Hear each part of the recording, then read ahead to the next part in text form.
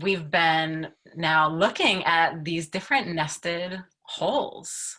And now we want to zoom in beyond the bigger context to looking at ourself as the individual change maker at the center. And this is really the focus of the first section, the first half of my book, because I think we are a blueprint for systemic change.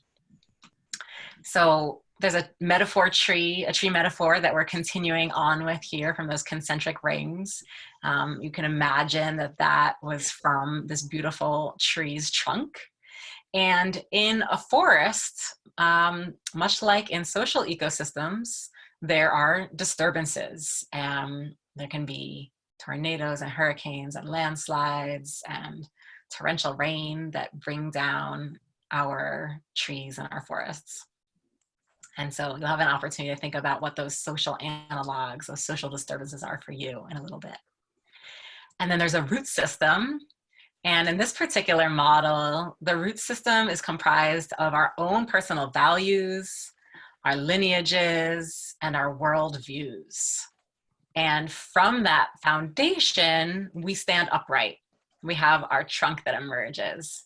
And in order to have that health in our center ring and regenerate wholeness across each of our years of growth, we really need to fill that heartwood, which is the botanical term of the center of a tree, with self-care practices so that our health and wholeness radiates out into all we do.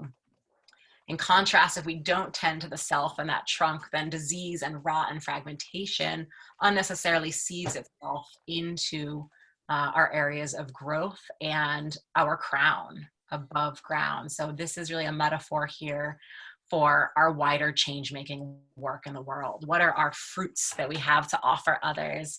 What is the oxygen exchange with the world that we want?